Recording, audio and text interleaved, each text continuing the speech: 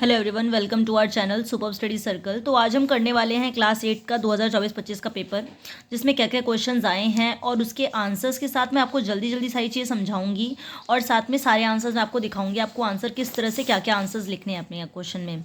ठीक है, सारे क्वेश्चन आंसर्स कराऊंगी, बहुत अच्छे से ध्यान से चीज़ों को देखते जाइए। जैसे आपका यहाँ पहला क्वेश्चन है, निम्नलिखित परिस्थिति में किस मौलिक अधिकार का उल्लंघन हो रहा है? यदि किसी राज्य का कोई नेता दूसरे राज्य के लोगों पर अपने राज्य में काम करने से रोकता है तो क्या हो रहा है? उसकी स्वतंत्रता छीनी जा रही है उससे, तो यहाँ स्वतंत्रता का अधिकार होगा। ठीक है, राइट टू फ्रीडम आपका ठीक हो जाएगा। ठीक है, सेकंड क्वेश्चन है, निम्नलिखित में कौन सा कथन धर्मनिरपेक्षता से संबंधित नहीं है? तो कौन सा नहीं है? राज्य अधिकृत रूप से किसी एक धर्म को राजकीय धर्म के रूप में बढ़ावा देता है, ये गलत होता है। ठीक है, the state officially promotes a particular religion as the state of religion, ये वाली बात जो है गलत है। ठीक है, सेक्युलरिज्म में ये वाली बात जो होती गलत होती है। बाकी सारी बातें आपकी ठीक हैं। राजकीय धर्म बढ़ावा नहीं देता है, धर्म अपनाने का अधिकार है अपने हिसाब से, और धर्म प्रचार प्रसार करने का अधिकार है, सब बातें सही हैं। सेक्युलरिज्म के हिसाब से वाली सारी बातें क्या हैं? सही है। धर्मनिरपेक्षता सेक्युलरिज्म के हिसाब से सारी बातें क्या हैं? बिल्कुल सही है। सेक्युलरिज्म वेरी इंपॉर्टेंट टॉपिक है, देख लीजिएगा अच्छे से इसको। नेक्स्ट क्वेश्चन है आपका, नीचे दी गई तालिका के हिसाब से बताइए कौन सी पार्टी सरकार बनाएगी? तो इसमें क्या होता है? जो भी आपका टोटल है उसका डिवाइड बाय 2 करके जो आंसर आएगा आपका 271 पॉइंट ऐसे कुछ आएगा, तो आपका जो इससे ज़्यादा होएगा वही उसकी सरकार बनेगी, यानी कि आर है ना, आर ज़्यादा है तो आर की यहाँ पे सरकार बनेगी, पार्टी बन जाएगी। ठीक है, कौन सा? तो यहाँ पे आपका आंसर हो जाएगा। ठीक है, यहाँ पे आप देख सकते हैं, तो ये आपका आर जो है आपका आंसर हो जाएगा। नेक्स्ट क्वेश्चन, वे इसमें से कौन सा अपराध दीवानी अपराध की शाखा के अंतर्गत आता है? तो कौन सा आता है? जमीन की बिक्री से संबंधित विवाद। ठीक है, ऑफिशियल ऑफेंस सिविल ऑफेंस कौन सा है इसमें से? तो disputes related to sale of land. ठीक है, ये आपका इंपॉर्टेंट है। ठीक है, ये क्वेश्चन आप ऑफेंसेस वाले सारे के सारे ये पढ़ लेना, ये भी इंपॉर्टेंट है आपका। नेक्स्ट क्वेश्चन में बात करते हैं पीआईएल क्या है? पीआईएल पब्लिक इंटरेस्ट लिटिगेशन से रिलेटेड कौन सी बात नहीं है? तो जनहित याचिका केवल जिला अदालतों में दायर की जाती है, ये वाली बात जो है गलत है। बाकी सारी बातें क्या आपकी सही है? PIL can only be filled in district court, तो ये वाली बात गलत है। बाकी सारी बातें आपकी क्या है? सही है। Concept of PIL was developed by supreme court, 1980 में डेवलप किया था, ये वाली बात बिल्कुल सही है।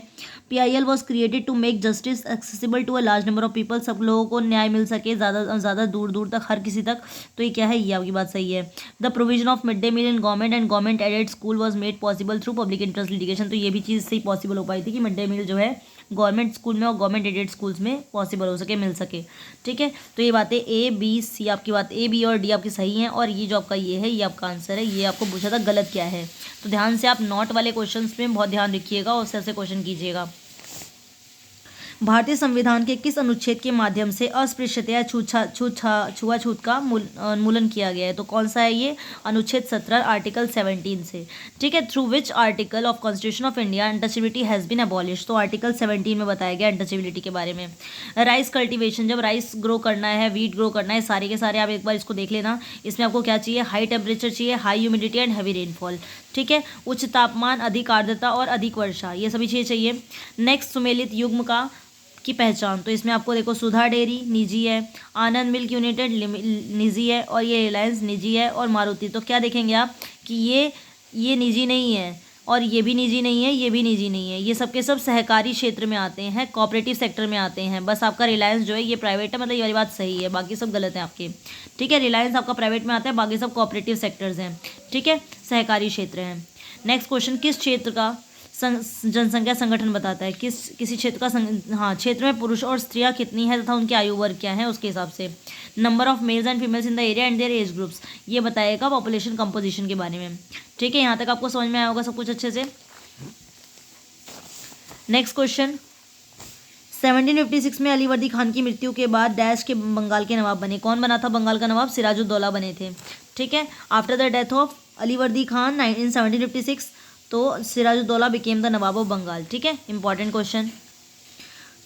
विलय नीति की शुरुआत किसने की थी? लॉर्ड डलहौजी ने की थी। वेरी इंपॉर्टेंट क्वेश्चन, इससे रिलेटेड क्वेश्चन फिर से आ सकता है, इसको अच्छे से कर लीजिएगा। और इसमें क्या हुआ था इसको अच्छे से पढ़ लेना कि यहाँ डॉक्ट्रिन ऑफ लैब्स क्या है, विलय नीति क्या है। 1857 के विद्रोह का प्रारंभ किस स्थान पे हुआ था? तो मेरठ से हुआ था। ठीक है, मेरठ से शुरू हुआ है। आई थिंक 10 मई से, ठीक है। ये डेट्स वगैरह भी अच्छे से याद कर लेना। मई 1857 में ब्रिटिश ईस्ट इंडिया कंपनी के कुछ सिपाहियों ने नए कारतूस का अभ्यास करने से मना कर दिया, क्योंकि उन्हें लगता था कि नए कारतूस किससे बने हुए हैं, गाय और सूअर की चर्बी से बने हुए हैं। इस वजह से उन्होंने उसको यूज़ करने से मना कर दिया था। 19वीं सदी में प्राच्यवादी विचारधारा शिक्षा में भारतीय ज्ञान, ये के समर्थक थे कौन, विलियम जोन्स। की शिक्षा में भारतीय ज्ञान होना जरूरी है, प्राच्यवादी विचारधारा के बारे में कौन कह रहा था, विलियम जोन्स कह रहे थे।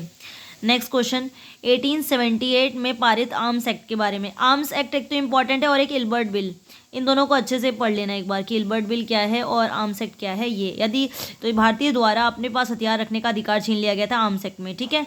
तो ये इसमें बताया गया, आर्म्स एक्ट आपका इंपॉर्टेंट है। यहाँ से भी इंग्लिश में देख लेते सारे क्वेश्चन एक बार हम। तो डॉक्ट्रिन ऑफ लैप्स कौन लाया था, लॉर्ड डलहौजी लाए थे doctrine of lapse. Next, where did the revolt of 1857 begin कहाँ से हुआ था, मेरठ से हुआ था 10 मई से। In May 1857 some sepoys of English East India Company refuse to practice with the new cartridges. तो मना कर दिया था, क्यों मना किया था, उन्हें लगता था कि ये काऊ और पिग के ग्रीस करके, मतलब ऊपर उनकी वही लेयर चढ़ा रखी है। In the 19th century supporter of orientalist ideology Indian knowledge of in education, ये कौन चाह रहा था, विलियम जोन्स इसका सपोर्ट करने वाले थे। According to arms act of 1878 इसमें क्या बताया गया है, the right of Indian to keep weapons was taken away, छीन लिया गया था इसमें, ठीक है। ये आपका इंपॉर्टेंट है। आपका क्वेश्चन आंसर पे आते हैं हम। यहाँ पे 2 मार्क्स वाले क्वेश्चन है, 4 क्वेश्चन आएंगे 2 मार्क्स वाले। सरकार किस प्रकार सामाजिक न्याय को सुनिश्चित करती है, तो यहाँ पे आपका इसका आंसर हो जाएगा, कमज़ोर वर्गों जैसे कि SC ST, महिलाएं, अल्पसंख्यक के लिए विशेष कानून बनाती है, ठीक है। आरक्षण और कल्याणकारी योजनाओं के माध्यम से समान अवसर देती है, ठीक है। ये दोनों बातें हो गई आपकी इंपॉर्टेंट। ये यहाँ पे आपका सामाजिक न्याय को सुनिश्चित करने के लिए बोला गया है। इंग्लिश में क्वेश्चन है, how does the government ensure social justice. तो गवर्नमेंट सोशल जस्टिस कैसे इंश्योर करती है, by making laws to protect weaker sections, SC ST, women, minorities, इन सभी के लिए, ठीक है, लॉज बनाकर। और second point, by providing equal rights, reservation and welfare schemes for education and employment. Education employment के लिए इक्वल राइट्स दिए जाएँ, रिजर्वेशन दिए जाएँ और वेलफेयर स्कीम्स प्रोवाइड की जाएँ। ये 2 बातें हैं, ठीक है। नेक्स्ट क्वेश्चन की बात करते हैं, मृदा संरक्षण के किन्हीं 2 उपायों का वर्णन कीजिए। तो मृदा संरक्षण के लिए सीढ़ीदार खेती करी जाए, वन रोपण किया जाए, ठीक है। टेरेस फार्मिंग जैसे कहते हैं, सीढ़ी वाली खेती में क्या होएगा, इरोजन नहीं हो पाएगा, मतलब मिट्टी वहाँ से हट नहीं पाएगी और मृदा अपरदन नहीं होगा, सब चीज़ें सही से होंगी। और वन रोपण, ज़्यादा से ज़्यादा पेड़ों को लगाएं, पेड़ लगाएंगे तो मृदा अपरदन के चांसेस कम हो जाएंगे। इंग्लिश में बात करें तो टेरेस फार्मिंग आ गया। यहाँ दिए method, 2 methods of soil conservation. तो 2 मेथड कौन कौन से हैं, terrace farming, steps are made on slopes to reduce soil erosion, ठीक है। स्टेप्स बना रखे हैं स्लोप्स में के फॉर्म में, सीढ़ीदार तरीके से, और वहाँ पर जिससे कि सॉइल इरोजन को रोका जा सके। एफोरेस्टेशन, ज़्यादा ज़्यादा पेड़ लगाओ जिससे कि इरोजन से बचाया जा सके। नेक्स्ट क्वेश्चन, भूमि उपयोग किसे कहते हैं, स्वामित्व के आधार पर भूमि के कौन कौन से प्रकार हैं, ठीक है। भूमि उपयोग भूमि का विभिन्न कार्यों, खेती हाँ, तो भूमि उपयोग का मतलब क्या है, भूमि का विभिन्न कार्यों जैसे खेती के लिए, उद्योग के लिए, आवास के लिए प्रयोग करना, इसी को क्या कहते हैं, भूमि का उपयोग। और स्वामित्व के आधार पर भूमि को 2 पार्ट में डिवाइड किया गया, निजी भूमि और सामुदायिक भूमि, 2 पार्ट में इसको डिवाइड कर रखा है, ठीक है। इसको थोड़ा ज़्यादा हो तो आप इसको एक्सप्लेन कर सकते हैं, थोड़ा सा इस तरह से अपने आंसर को थोड़ा बड़ा कर सकते हैं, बट 2 मार्क्स का है तो इतना इनफ है। अगर हम बात करें इंग्लिश में तो ये क्वेश्चन है, what is land use, land use क्या है, और what are the different types of land based on ownership के बेस पे। तो यहाँ देखेंगे, land use, the way land in is used for different purposes, कि लैंड का हम यूज़ कर रहे हैं डिफरेंट पर्पजेज़ के, like agriculture, industry, housing etcetera. Types based on ownership क्या है, प्राइवेट लैंड और कम्युनिटी लैंड, 2 टाइप के होते हैं, ठीक है, प्राइवेट लैंड और community land. Next question,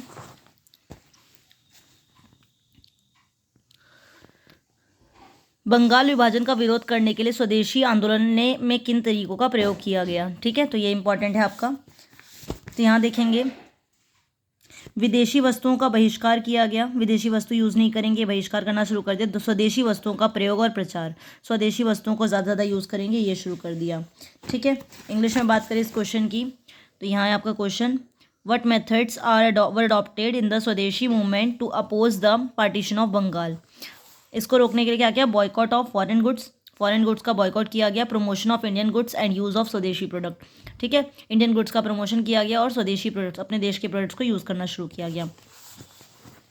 next है, जनसंख्या वितरण को प्रभावित करने वाले किन्हीं 2 भौगोलिक कारकों का उल्लेख कीजिए। तो जनसंख्या वितरण को प्रभावित करने वाले कारक क्या होते हैं, तो ये है आपका जलवायु।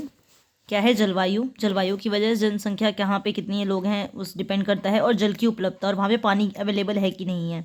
ये दो चीज़ें मेन हैं क्या नाम है, जनसंख्या के वितरण के लिए। और mention to geographical feature that affect the population distribution, तो क्या क्या है? क्लाइमेट और वाटर, अवेलेबिलिटी ऑफ वाटर। इसको थोड़ा थोड़ा एक्सप्लेन कर देंगे आप, ये ज़रूरी है, इसको तो एक्सप्लेन कर देना आप अच्छे से। नेक्स्ट, जनसंख्या वितरण को प्रभावित करने वाले किसी एक सामाजिक और एक आर्थिक कारक का उल्लेख करो। सामाजिक कारक क्या हो सकता है?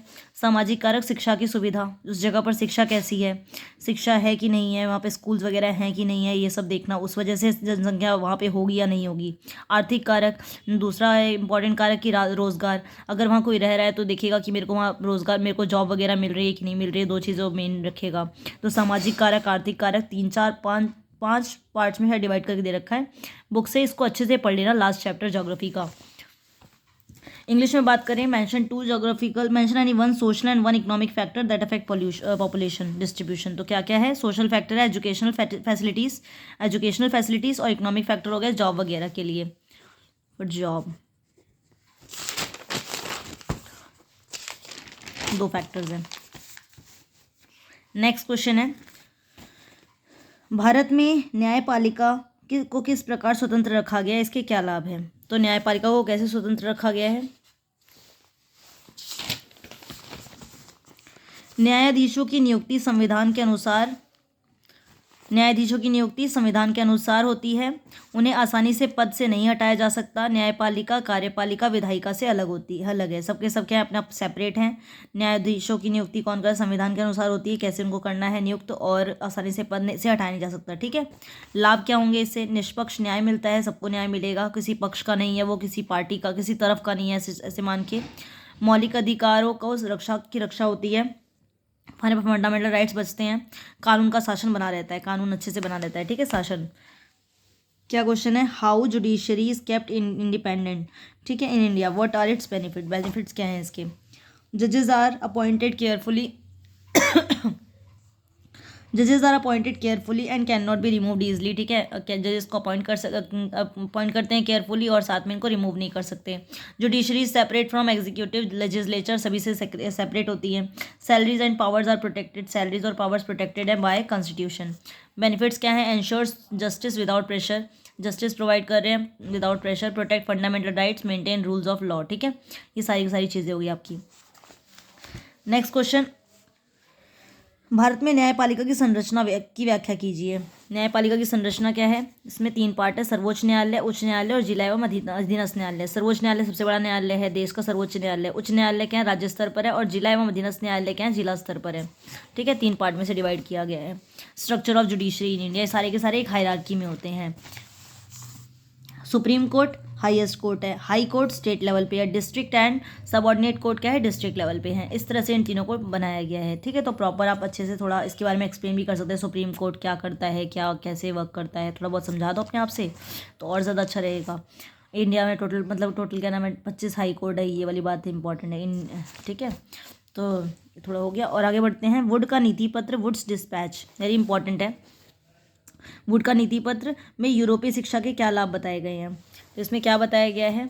इसमें बताया गया पाश्चात्य शिक्षा को बढ़ावा देना है, भारत में विश्वविद्यालयों की स्थापना करनी है, उच्च शिक्षा में अंग्रेजी माध्यम का प्रयोग करना है। ये 4 बातें बताई गई थी, मतलब बोला गया वुड्स डिस्पैच में सब बातें बताई गई हैं।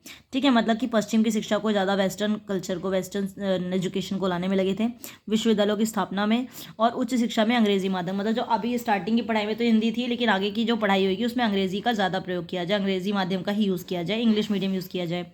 ठीक है, इंग्लिश में बात करते हैं। What benefits of European education were highlighted in Wood's despatch. तो क्या क्या बेनिफिट्स हैं? Promotion of western education, establishment of universities in India, India में यूनिवर्सिटीज़ बनाओ, English as a medium of higher education में इंग्लिश को यूज़ करो। Next question,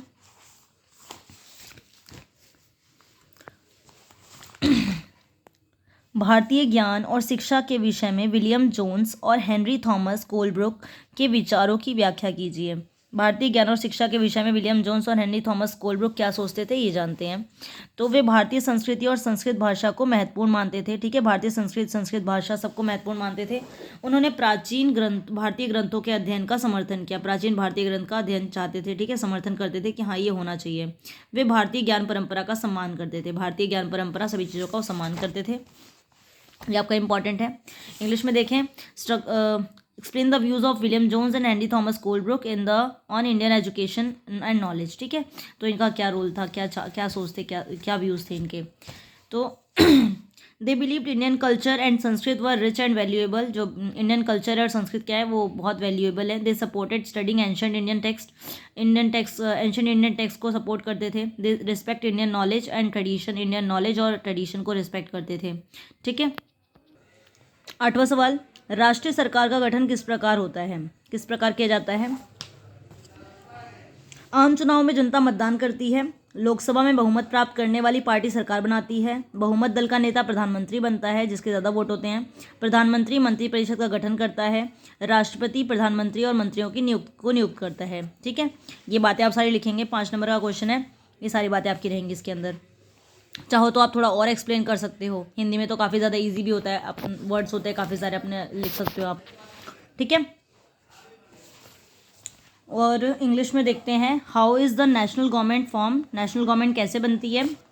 citizens vote in general election. Citizens vote देते हैं जनरल इलेक्शन में। Party winning majority इन Lok Sabha forms government. जो party जीतती है, जो मेजॉरिटी में होती है लोकसभा में, उसकी सरकार बनती है। प्राइम मिनिस्टर जो होते हैं लीडर होते हैं मेजॉरिटी पार्टी के। PM selects council of minister. President appoint PM and president जो अपॉइंट करते हैं पीएम को और अदर मिनिस्टर्स को ऑफिशियली। ठीक है, next, what is question hour in the parliament, explain the role in controlling and guiding parliament. First hour of parliament session, MPs ask question to minister. जो first hour होता है parliament session होता है, उसमें MP जो है questions पूछते हैं मिनिस्टर से। मिनिस्टर को आंसर करना होता है सभी को पब्लिकली। रोल्स क्या होते हैं, एंश्योर अकाउंटेबिलिटी को इंश्योर करना। Controls government actions, provide transparency, highlight public issues. ठीक है, इंग्लिश में हिंदी में बात करें, संसद में प्रश्नकाल किसे कहते हैं। संसद को नियंत्रित तथा मार्गदर्शित करने में इसकी भूमिका को स्पष्ट करो। तो क्या है ये संसद की कार्यवाही का पहला घंटा प्रश्नकाल कहलाता है। सबसे जो स्टार्टिंग में होता है पार्लियामेंट सेशन में, तो उसे बोलते हैं हम लोग प्रश्नकाल। इस समय सांसद मंत्री से प्रश्न पूछते हैं। मंत्रियों को उत्तर देना अनिवार्य होता है। भूमिका क्या है, सरकार को जवाबदेह बनाता है, कार्यों की निगरानी करता है, जनता की समस्याएं सामने लाता है और पारदर्शिता बनाए रखता है। ठीक है, ये सारी बातें इंपॉर्टेंट है। आप थोड़ा और बड़ा लिख सकते हो इस आंसर को। Explain the factors affecting the location of industries with suitable argument. तो factors affecting location of industry very important. कितनी बार बता रखा है कि ये क्वेश्चन तो बहुत ही ज़्यादा इंपॉर्टेंट है, तो अच्छे से करना है। तो क्या क्या है इसमें, factors affecting raw material, labour, transport, market. एक पूरा मतलब ड्राइंग बनी हुई है बुक में। एक तो वो ड्राइंग अच्छे से याद कर लेना, ज्योग्राफी की बुक से चैप्टर 4 इंडस्ट्रीज है ना, उसमें दिया हुआ है। तो वो ड्राइंग अच्छे से प्रॉपर बनाना, उसके बाद एक एक पार्ट को प्रॉपरली एक्सप्लेन करो। 5 नंबर का क्वेश्चन, बहुत अच्छे मार्क्स आएंगे। ठीक है, उद्योगों की स्थिति को प्रभावित करने वाले कारक कौन कौन से हैं। कच्चा माल, परिवहन, बाजार, बिजली, श्रमिक। ठीक है, अच्छे से आप इस आंसर को कर सकते हो। नेक्स्ट बात करते हैं, इसके बाद आती है आपके एग्जाम में केस स्टडी। केस स्टडी दे रखी है आपको, विधानसभा के चुनाव के आंकड़े दे रखे हैं, तो उसमें आपको बताना है कि उपरोक्त तालिका के अनुसार कौन सी पार्टी सत्ताधारी दल कहलाएगी तथा क्यों। तो कौन सी पार्टी की सरकार बनेगी 68 का आधा करके सबसे ज़्यादा जो होगी वो, और देखने से आपको लग रहा है 44 सबसे ज़्यादा वाली है, तो जन पार्टी हो गई। उपरोक्त तालिका कौन सा प्रमुख विरोधी, जो प्रमुख विरोधी कहलाएगी क्यों, तो इंसाफ पार्टी जो है प्रमुख विरोधी कहलाएगी, क्योंकि उसके बाद सबसे ज़्यादा नंबर उसी के हैं।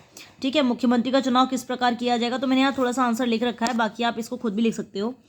तो विधानसभा में सत्ताधारी दल बहुमत प्राप्त दल द्वारा अपने मुखिया का चुनाव किया जाएगा, जिसे राज्यपाल की नियुक्ति के बाद मुख्यमंत्री कहा जाता है। ठीक है, इस तरह से आप इसका आंसर लिख लेंगे। ऐसे ही आपको सेम इंग्लिश में देखने को मिलेगा ये सारी चीज़ें। तो ये तो बहुत आसान होते हैं सवाल, आप खुद से कर सकते हैं। बाकी यहाँ पे आप देख सकते हैं, यहाँ पे दूसरा पैराग्राफ दिया है, चीनी बनाना किस प्रकार की आर्थिक क्रिया है, तो द्वितीयक आती है, सेकेंडरी एक्टिविटी आती है। ठीक है, sugar production secondary activity. Animal husbandry आपकी, ये आपकी सेकेंडरी हो गई, और जो एनिमल हस्बेंड्री आपकी क्या है, प्राइमरी एक्टिविटी हो गई। ठीक है, और how do tertiary activity support the primary sectors, तो ये आपको प्राइमरी सेक्टर सेकेंडरी सेक्टर को कैसे सहयोग करता है, तो आप इसको भी इसमें से ही फाइंड करके आंसर ले सकते हैं। बाकी पैराग्राफ तो काफ़ी आसान से हैं, आप इसको पढ़ के आंसर्स फाइंड कर सकते हो, सभी कुछ आपको आसानी से मिल जाएंगी चीज़ें। तो आपका पैराग्राफ हो गया, अच्छे से इसको कर लेना आप पेपर को। और 2023-24 का पेपर जो है काफ़ी ज़्यादा एग्ज़ाम में आ रहा है। 2023-24 से मैथ्स के क्वेश्चन भी आए थे, तो इस वजह से 23-24 के पेपर को एक बार अच्छे से देख लेना। मैंने उसकी वीडियो डाल रखी है शॉर्ट्स में, उससे क्वेश्चन प्रैक्टिस कर लेना, क्वेश्चन आंसर्स वाले, MCQs वाले, तो आपके वहाँ से शायद कुछ काम आ जाए। कुछ काफ़ी सारे क्वेश्चन वैसे मैच करते हैं। और ये जो मैप है, इस मैप वर्क को मैंने आपको, इसकी भी मैंने मैप डाल रखे है, तो आप वो मैप भी देख लीजिएगा, ठीक है। वहाँ से आपको आइडिया हो जाएगा कैसे मैप करने हैं आपको। 2023-24 का पेपर मैं आपको दिखा देती हूँ एक बार। 2023-24 के पेपर में आपके क्वेश्चंस आए हुए हैं। शेर मैसूर के नाम से कौन प्रसिद्ध है, कौन है? 12 वर्षीय लड़का रसायन फैक्ट्री में काम करता है। ये सारा का सारा हो गया आपका इम्पॉर्टेंट, ये सब इसको देख लेना, ठीक है। ये क्वेश्चंस है आपके। गोल्डन फाइबर किसे कहते हैं, सब पूछा गया है। सत्ताधारी दल का मुखिया कौन होता है लोकसभा में? सत्ताधारी दल का मुखिया बताओ कौन होता है? प्रधानमंत्री होता है, ठीक है। बंगाल का विभाजन कब किया गया था? 1905 में किया गया था। ऐसे सिंपल कितने आसान सवाल आते हैं, कई बार आप फंस जाते हैं इन सब सवालों में, तो मतलब अच्छे से प्रिपरेशन कीजिए तो कहीं दिक्कत आएगी ही नहीं।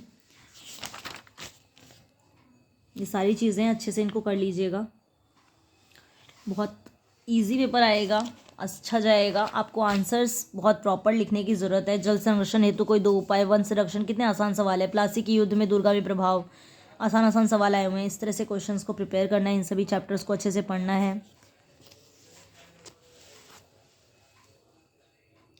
ये सारी चीज़ आपको बुक में बहुत अच्छे से दी गई हैं।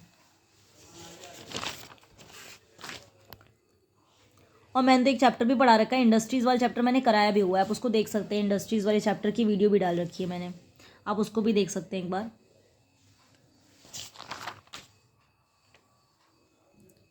देखिए, ये वाला मैप भी मैंने करा रखा है, आपको ये वाला मैप दिखा देती हूँ। एक तो आप ये वाला मैप अच्छे से कर लेना, ये आपका ट्राइब से रिलेटेड मैप है जो आपके आ सकते हैं एग्जाम में, ये वाला कर लेना। उसके अलावा एक दूसरा ये वाला मैप है इंपॉर्टेंट, जिसमें आपको इंडियन नेशनल मूवमेंट के सारे दिखा रखे हैं कि ये आपका लाहौर हो गया, ये आपका अहमदाबाद है, दांडी है, ये आपका इंपॉर्टेंट है, इसमें आपको अच्छे से कर लेना एक बार। उसके अलावा एक ये इम्पॉर्टेंट था, ये कहाँ गया, हाँ ये बहुत इंपॉर्टेंट है। हिंदी मीडियम में वैसे ही मैंने क्वेश्चन डाल रखा है, क्लास 6 का ना, जो मतलब क्लास 8 का चैप्टर 6 है शायद, उसमें क्वेश्चंस दे रखे हैं सारे, मतलब पूरे इंपॉर्टेंट पॉइंट, बहुत सारे इंपॉर्टेंट पॉइंट्स है उसके अंदर, तो मैंने सारे इंपॉर्टेंट पॉइंट्स को एक जगह लिख दिया, आप इसको देख लीजिएगा, काफ़ी अच्छा रहेगा, इससे इंपॉर्टेंट रहेगा। और बाकी वीडियोज़ में एक है आपका, वीडियोज़ में इंडस्ट्रीज़ की वीडियो डाल रखी है मैंने इंडस्ट्रीज़ का ये पढ़ सकते हो आप, इंडस्ट्रीज़ डाला हुआ है, अंडरस्टैंडिंग मार्जिनलाइजेशन भी डाल रखा है, आप इसको कर लीजिएगा, तो यहाँ से आपको चीज़ें मिल जाएंगी जो एग्ज़ाम में आई हुई हैं। क्लास 8 का जो पिछला पेपर मिड टर्म का हुआ था, उसमें से भी कई सारे क्वेश्चन आ सकते हैं, तो वो सब देख सकते हैं आप, ठीक है। तो अच्छे से अपना पेपर दीजिएगा कल, और अच्छा जाएगा आपका exam. So all the best, मिलते हैं नेक्स्ट क्लास में नेक्स्ट एग्ज़ाम के लिए। Thank you.